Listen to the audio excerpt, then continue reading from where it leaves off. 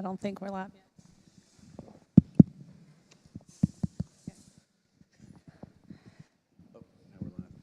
Good morning, everyone. This is Talk Back. Welcome to Talk Back. This is the time that we take to go deeper into our sermon and have that opportunity to ask questions of our proclaimer, Ben. Pastor Ben, that we all know very well. I have one card, so if you have a question, please write it down, or there is a mic up front that you can come and ask your questions personally, or if you raise your hand, Reverend Tara will bring you that mic if you are not comfortable coming up front. So I'll get us started off, Ben. My first question is, what inspired you to write this sermon? What inspired me to write this sermon? I wish I had an answer of some magical moment that took place that pushed me in this direction. But like a lot of things in life, and like a lot of church work, this text was chosen many, many months ago and was just kind of on the calendar. And I don't know why, but when I go through the calendar and plan out sermons, I go through the lectionary and I kind of pick which text from the lectionary I'm going to preach on, and that gives Kevin an opportunity to work with the choir and plan the hymns, and they're working on this 6 months out so that they can rehearse anthems and work on hymn selection and plan the special music. So I put these texts on paper, and I also choose titles. That's why I always like to say, don't let a bad title get in the way of a good sermon, because I choose the titles like 6 months before I actually prepare the sermon. And so I don't know why, but 6 months ago, I read this text and I focused on the word bitterness. I don't know why, but that's what I was thinking about 6 months ago. So this week as I got to prepare, I thought, well, is that really what is in this text? And as I began to kind of study it and look through it and think about it, and try to think about what Paul was talking about and trying to convey to this community of believers and followers, I started to realize that the bitterness was really sort of like the other side of forgiveness. And so Paul was really trying to teach this community about the way in which forgiveness is required for unity between people. There's no way for people to stay together, whether that be a marriage, a family, a church, a relationship, without the practice of forgiveness. Otherwise, something will happen eventually between people. People will hurt each other, and everything will unravel. And so I started realizing that that's what Paul is really trying to get at here in this. This is a really strong push for unity in this letter, which means usually when Paul is writing that there has been disunity and division in the church. That if you see his writings to Galatians or Corinthians, almost always Paul is responding to some conflict that is taking place amongst Christians, amongst churches. Sometimes that was inter-ethnic conflict between Jews and Gentiles. Sometimes it was conflict about worship and how worship should be done. Sometimes it was about poverty and class issues within the community. Sometimes it was about a theological idea. But a lot of times it was about inclusivity, because this Jew-Gentile issue was the primary issue at the front line of the church when the church was born. Who's going to be in and who's out, and how do we relate together as one community coming from these two wildly different backgrounds, and how do we build community together? And so you can see conflict, and I just think today we live in a world of so much conflict, and a lot of that conflict, whether that be interpersonal, social, or political, has descended into a deep bitterness between people, and that bitterness is like a resentment that we can't get out of without these practices of humility and gentleness and patience and grace and forgiveness. And so I thought that it was a word that we could appreciate in this moment as I came back to this text 6 months later after picking that. I do think that the Seamus Haney poem really helped me. I know we have some poets here who have commented before about my use of poetry in sermons, both positive and negative. And I think Seamus Haney is an amazing poet. Some people have noticed that this line where hope and history rhyme is one that politicians and presidents sometimes quote. But I thought that the poem was really powerful because Seamus Haney is speaking to the reality of human suffering. and the fact that human suffering is often inflicted by other humans. We hurt each other, and that's a part of the nature of human existence, and it's a reality that we have to wrestle with, and what does it mean, and where do we find hope in the midst of that kind of conflict that comes from the ways in which human beings hurt each other, and how do we find our way out? And so I thought pairing Seamus Haney with Paul's letter really helped me find a way through this text. I also was inspired by the fact that Paul wrote this from prison. If there's any place or situation that can create bitterness in a person, it's being incarcerated. Especially when you're incarcerated like Paul and like so many in our world for political reasons, as a political prisoner, and not necessarily because you've committed a crime, or maybe you committed a crime that shouldn't exist. So there's something here about Paul's social location, which could have led him to write a scathing letter of critique that's filled with bitterness and resentment, but we see none of that in this text. We see some critique of the empire and its practices of greed and other things, but we see no disdain. Instead, a move toward unity and peace and forgiveness. And I think there's something instructive in that from Paul, something inspiring. I'm sitting on my microphone cord. From the whole sermon, from Tara's gorgeous prayer about grace and humility, and from Kevin's beautiful music about forgiveness, what is some practical things that you think we could do as a church to move past some bitterness that might be in our congregation amongst each other, that sort of thing? Well, I think I was inspired a few weeks ago when Bill was here, and he's been telling us this for at least 5 years now, since the pandemic and beforehand. He's been saying that church in America is now too vulnerable for there to be fighting, which requires a lot out of Baptists, because we love to fight, and we're very good at it.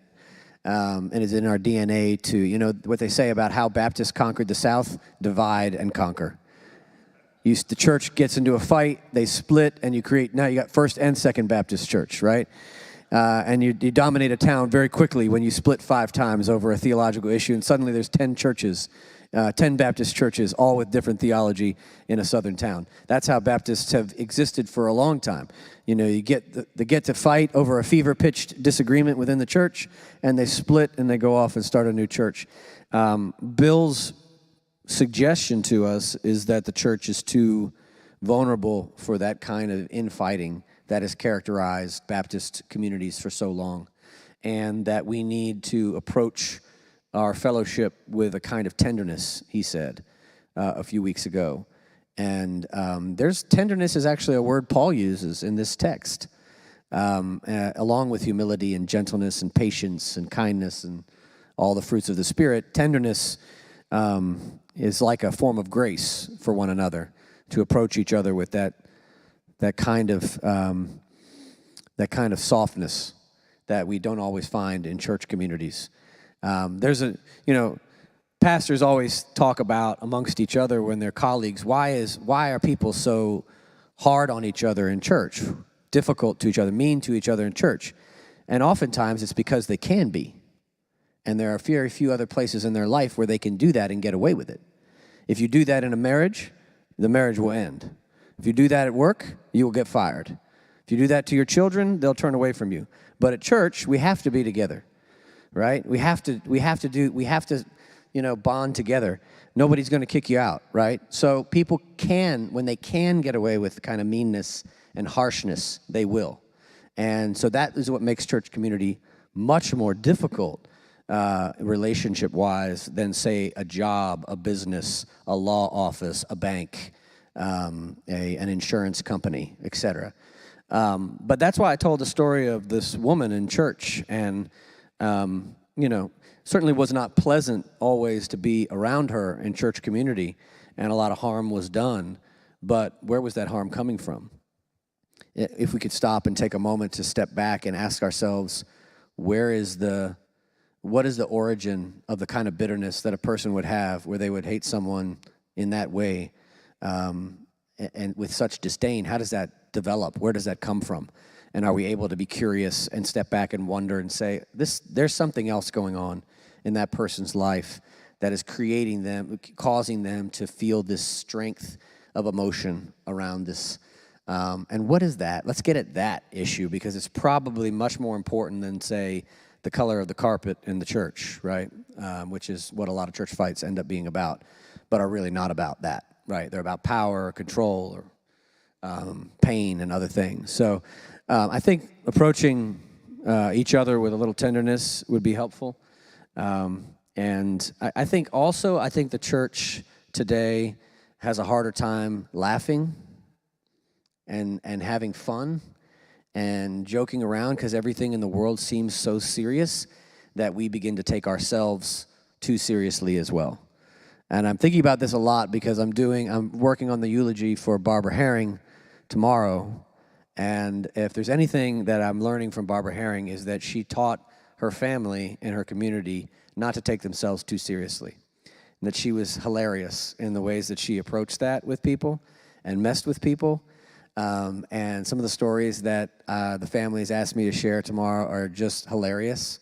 And they're the kind of stories that come from somebody that believes that human relationships are the most important thing, and that the way you maintain that, one of the ways of forgiveness is through humor and laughter and not taking ourselves so seriously, and being able to look at ourselves and laugh a little bit and say, okay, why am I taking this so seriously? Why am I so angry about this? And joke about it. And that somehow that laughter and the joking and the fun can de-escalate tension. And we certainly need some de-escalation, I think. Absolutely. So our one question that we have, Roar has a great gift of finding the right words to clarify issues, but he struggles to make clear why suffering is a necessity for the furthering of our spiritual development. So how can we get... Great question.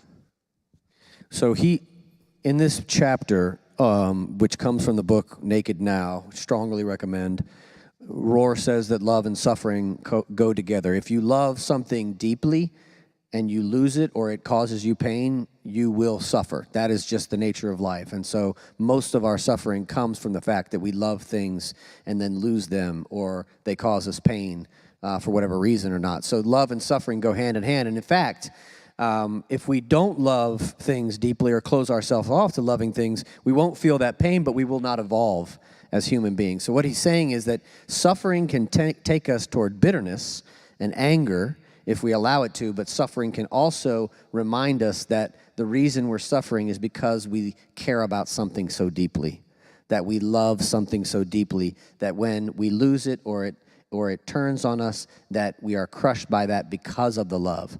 You know, nobody feels pain when somebody they already don't like doesn't talk to them. That's not painful, right? But it is painful when someone you love won't talk to you anymore, or won't be there for you in the way that they once were, or won't be nice to you, or won't be in relationship with you. That does cause pain, and that's because there's love there. And so that's why I always say in sermons that grief is really just a word we use for love, the love for the things that we've lost, or the love for the things that have changed. And so he's saying that like love opens us up and opens our hearts and opens our lives, so also does suffering, because it's really just the other side of love. It opens us up through suffering, and we can allow that opening to lead us toward bitterness and anger and resentment, or we can allow that opening to lead us to growth and transformation. Yeah, Should be. So it should be. Oh, is it not? It sounded like it was on. There we go. Is it on? Yeah. All right. Thanks. I'd like to begin with gratitude. That was a magnificent sermon. It really touched my heart. I think probably most of the people here, it touched their hearts. And the whole service. I mean, everybody, all the worship leaders, all of you, did a great job this morning. The music was spectacular. And you all know from what was said from the pulpit that, you know, we're in grief right now over the loss of my mother, and the Herring family, I saw some of them here today. And you know, when we come to this point of sending somebody off, it really does kind of focus us in a way that we're not always focused. So your message was really on point and really powerful, because on Friday we will go down to what's called the Harmony Baptist Church, a small church in rural South Carolina that my family has been in part of since probably its founding. Many generations buried in the cemetery where my mother will join my father on Friday. And, you know, a lot of my cousins and extended family and politically, we are incredibly divided. You know, when the song says there is no north or south, believe me, there is. There still is.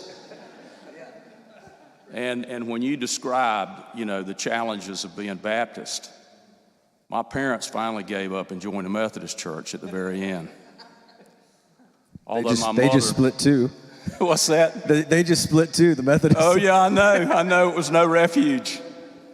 I mean, the church at large, we divide constantly. We're in division.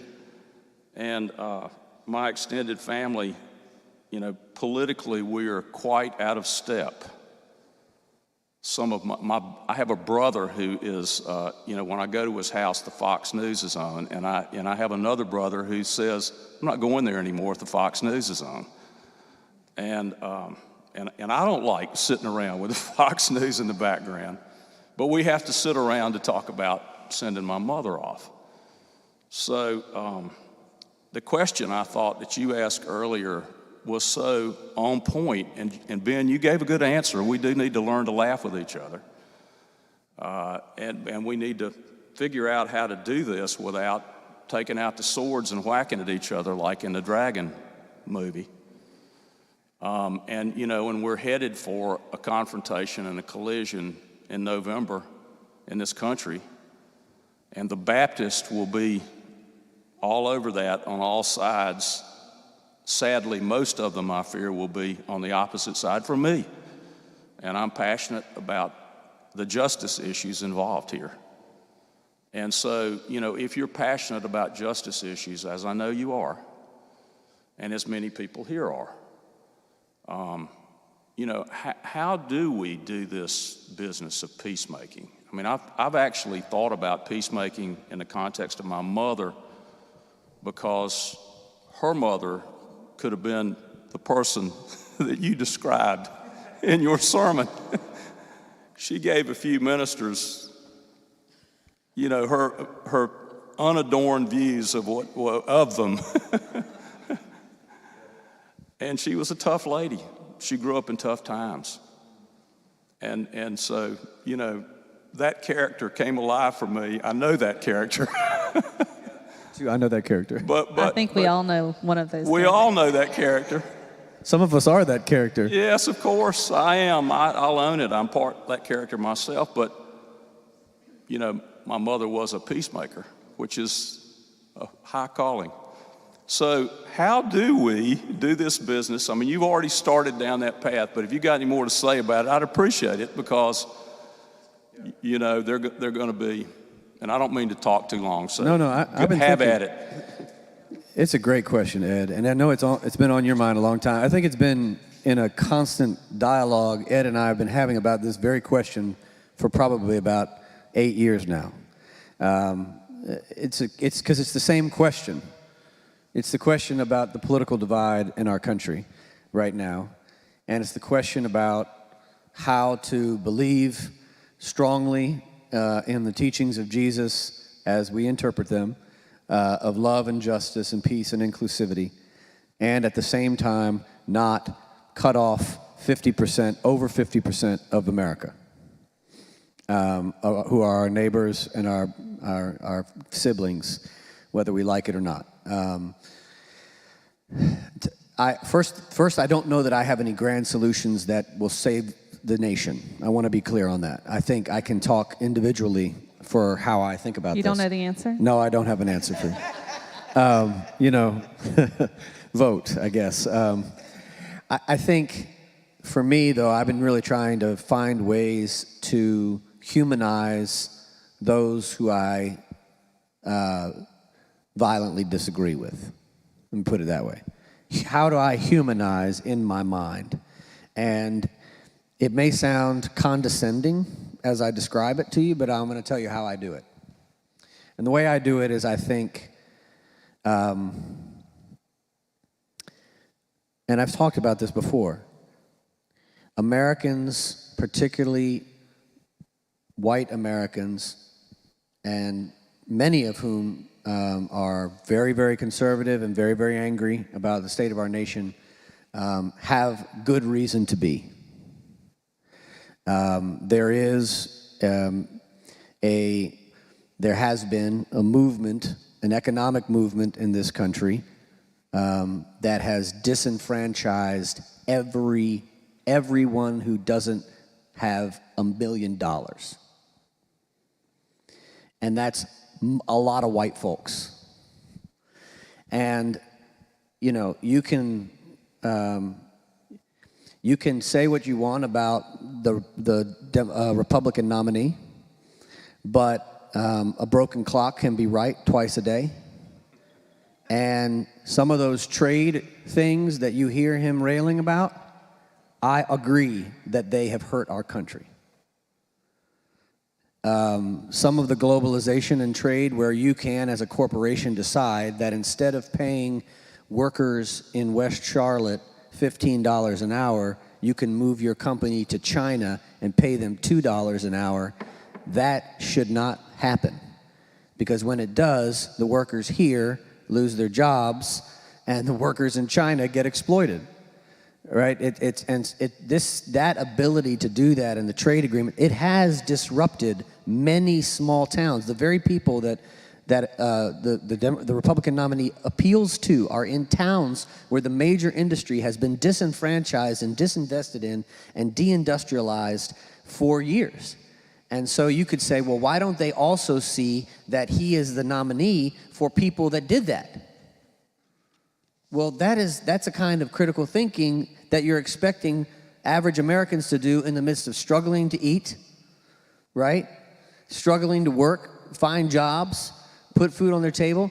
And it's so much simpler and easier when you have little time and little energy to believe whatever lie is being told. And that's going from both sides about what the real problem with our country is. And I think, to me, one way to think about what unity could look like in America would be for Americans to come together to say, okay, I know you have a problem with capitalism and you love capitalism. I know we want racial justice and you're not so sure about it. I know I want trans justice and you don't believe in it. I know this and that. All right, let's take all that for a second and let's get down to brass tacks. Do you want to be able to eat? Do you want health care? Do you want an education for your children that you don't have to pay for out of your pocket except through taxes? Do you want the basic necessities of life to be taken care of for you? Then we have to come together to decide that it's not right or left that is hurting everybody in America, but a financial elite that are getting more and more wealthy on the backs of the poor all the time. And it's getting worse and worse every day. Economic inequality is getting worse and worse every day. Is there a way? I don't know this because there's so much propaganda and every news station is just propaganda at this point, and every newspaper is owned by somebody else. You can just buy these up and trade them. It used to be that private equity didn't worry about newspapers, but they bought up all the newspapers now, right? It used to be they didn't care about housing, but now they bought up all the housing. And so things have changed, and we have to think through what is something that could unite people. And for me, it is the fact that if you are not in the 1% of Americans with $14 billion or $14 million, it's 14 million that makes you in the 1%. If you're not one of the 1% that has $14 million of America in America, then you should be bonding together, regardless of political ideologies, to say we want to eat. and we want health care, and we want education for our children, and we don't want our kids getting killed with guns. You know, lots of Americans agree with that, right? 70% of Americans want gun control, right? How do we get people to come together and say, let's just focus on the basic necessities of life, and that's going to help everybody, right? And I don't see that message out there right now, and I don't know if that's going to come from either side, but I do think that there is a potential for people to find unity through economic solidarity, and to try to move back to a capitalism in American history like it was in the 30 great years after FDR that had the greatest equality in American history because it had the greatest social programs and safety nets. We have learned now through the brutal history of capitalism that capitalism unchecked makes lots and lots and lots and lots and lots of people poor and hurting, and one small group very, very wealthy. So capitalism has to have social checks on it to make sure that the basic human necessities are provided for. Otherwise, it kills everybody. And so that's just kind of how I feel about it. I think people could come together if they could see that it's really not Republicans making your life horrible or Democrats making your life horrible, but in the most part, when it comes to your basic daily life, it's very, very, very, very wealthy people, you know, continuing. Well, it's a system. It's not even them. It's a system that's been created to advantage the wealthy that continues to hurt all of us the most. Yeah. I think God wants me to talk right now. My mother taught me, and I've told y'all this many, many times, and my mother, I think, learned this from Carlisle Marney, who was one of our preachers years ago. Everybody does the best they can under the circumstances they have endured. And that absolutely guides my life. And I do not think that everybody is going to ever agree with everything. There is no way. There is not going to be unity. It's going to be us accepting everybody for what they are doing and where they came from and what has influenced them to be the people that they are, and loving them anyway. And I think that's one of the things in this church that we need to do. We used to do that. Now there are very few Republicans here in this church. Most of us are more liberal kind of people. But we have to be accepting of all people and not continually saying, you're white supremacist, you're this, you're whatever it is that we are thinking is making our church and our world not work. Everybody does the best they can under the circumstances they have endured. And whether you are rich or poor, or hungry or well-fed, with money or with food, you're going to be different. And you've got to love people for where they have endured. It's a good word. Are you going to shut it down right now? No, I was going to respond. The one thing that I got out of the message that really, really resonates for me, Ben, is more of a call to action. Because I keep going around and around is I can't necessarily change the world. I think my words are mighty, but I can't change the world. And so as a church, one of the things particularly that I read, let no evil talk come out of your mouths, but only what is good for building up as there is need, and that your words may give grace to those who hear. If we focus, a lot of what you said is there's a commonality no matter which side of the aisle you sat on. If we not focus on that, but focus on how we can move things forward to a common goal to make things better in this church, in our surroundings, then we will have an impact on the greater world. And so for me, so as not to be overwhelmed, I'm trying to say, okay, what actions can we take as a church to build on working toward common goals that will help us make an impact on the world around us? So for me, it was more of a call of action. And I believe people have to be motivated because not everyone sees some of the challenges that are occurring. So a lot of people, because our lives are so busy, a lot of people have to hear and be motivated, have to be part of a larger plan to actually get upward movement and get things happening. So I saw the message, the big message is a call of action and how we impact our current state and the future. That's what I took away from the message. Thank you, Carl. Yeah. Hello. Question. Reverend Gibbs. Listening to the sermon, I feel like, in some of the responses, I feel like there are different types of bitterness.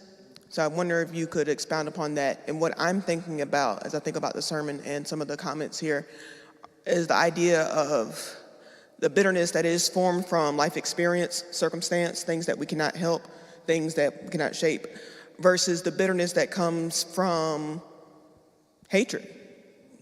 Like, I know I don't have to put up with somebody who's racist. No, I don't have to put up with somebody who's homophobic. That has nothing to do with keeping the peace. That's keeping my peace, which is just as valid. And I think sometimes people assume that people are being pushed away or pushed out, when in reality, they don't want to associate with someone who looks like me, someone who loves like me. So I'm wondering if there's maybe just different types of bitterness. Does that make sense? Okay, that's my question. That's a great point to take us deeper into this challenge that we face as communities, as a nation, as individuals. The different kinds of bitterness. I'm thinking about a quote from Baldwin, who folks know turned the 100th birthday of Baldwin was just recently, so there's been a lot in the news about Baldwin. Baldwin said that we can agree to disagree and still be united together and still be in relationship together unless our disagreement is rooted in my humanity. So let me say that again. Basically, it's we can stay together in relationship and disagree about politics and all these different things, unless our disagreement is rooted in my humanity.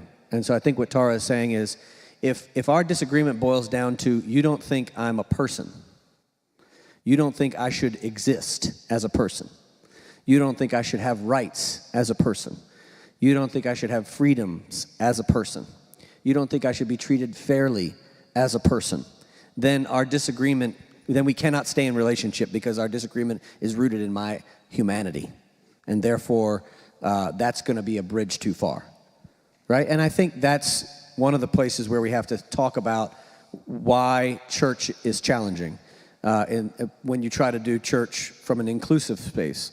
Because, one of the jokes that somebody said is that we're inclusive of everyone except exclusive people. Well, that's sort of true, right? How do you build a community with someone who comes in and says those people shouldn't be here? How can you do inclusivity then? Someone came in and decided that the very core principle of the community that you are trying to build, they're against it. This is actually what Paul's dealing with all over the New Testament. People are in Galatians. I mean, if you read the first paragraph of Galatians, Paul is angrier than anybody in the whole Bible. And the reason is because people are forcing Gentiles to get circumcised before they get to come to church. Why? Because they didn't believe that they had the same rights and the same humanity as the Jewish members of the community. So they're forcing them to actually have a part of their body cut off in order to get into the fellowship, right? And somehow the people thought that was okay. And Paul comes after them so hard in the beginning of, he's not afraid to call names. Now, maybe we don't need to be like Paul on that, but Paul he's not afraid to call names. He comes after them with a blistering critique. Why? Because the very heart of what we're trying to do is threatened by that practice. Saying that there are two kinds of citizens, two different types of citizenship, right? hierarchies within the church. Someone's in and this one's out. You're in, but you have a privileged status, and this one is a lower status. That is antithetical to the very identity of what it means to be a follower of Jesus in community. So Paul has to go after it extremely hard, which means that in the church today, if there are divisions based on class, longevity, age, race, gender, sexuality, Paul would be unflinching in his critique of people who utilize those to create division within a church. And he would not care if those who he critiqued walked away, because it means they don't believe in what the church stands for and what Jesus stood for, which is inclusivity. I mean, it boils down to that. I know that sounds harsh. Right now, we don't want people to leave. We don't want people to walk away. But if people can't understand that inclusivity is at the core of what we're trying to do, and that we have to keep pushing that inclusivity deeper and deeper in order to create the kind of unity in church that we so desire, then they may need to find a place where it's easier to be an exclusive Christian than in a church that's trying so desperately to do inclusivity in the way the New Testament and Jesus, set it out to be. So it does get hard, right? It is difficult. How do you include exclusive people into a church that is core value, the very reason for its existence is inclusivity, right? What has been our motto forever? Open to all. Open to those who are not open? Open to those who want other people out? I mean, it's a challenge. It's part of it's the difficult side to the positive and happy hospitality inclusivity. It's the other side that requires long conversations, difficult conflict resolution work, commitment to love each other in spite of our disagreements, and the hope that people can become more and more open as they journey together and not more and more closed. Mike. This will be our last question. When I taught, I used to ask my students, to take your finger and point to the only person in this room that you can change. And of course, everybody passed and laughed. But we spend so much time not doing that. We point to everybody else, Republicans, Democrats, whoever, people of color, whatever. So we also would talk about the difference between the word bitter and better. And if you look at it, there's only one letter difference, and it's the I. I can make it bitter, or I can make it better. And on Friday night, CBS closed their news broadcast with an unbelievable story of a woman who was at her ironing board, and they had talked with her a couple years ago, and she was singing the Gospels. And they were saying she really doesn't have a lot to sing for because her son was murdered by a young man. And then they interviewed her when that had happened, and she said, "I want justice for my son." And so the perpetrator was put in jail for a number of years, and then he was released. And she met him, and she became an advocate for him, and she went to the landlord. And she said, "There's this open apartment next door. I think he would be suited to come and live in our neighborhood." And he did. And they became friends. He was a pallbearer in her funeral. And they socialized and all these things. And the news broadcaster said, "We need more of this in our world." Drop the mic. Mic drop. Amen. That's a beautiful way to end. That's an amazing story, Mike. Thanks for sharing that with us. I would say, I think that goes right to the song Kevin sang, which y'all might not know. He wrote that himself. That's a beautiful piece of music. At the end of that song, he talks about how forgiveness is the gift that we give ourselves. It really doesn't do anybody any good when we hold bitterness and resentment. That's not helping anybody, but it's actually hurting us the most.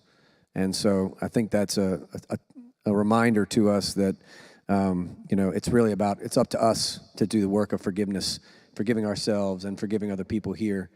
And then that's the gift that we give to ourselves, as Kevin said. It's also a gift we give to the world. But thanks, Julie. Amen. That's a great way to end. Yes. Thank you all you. so much.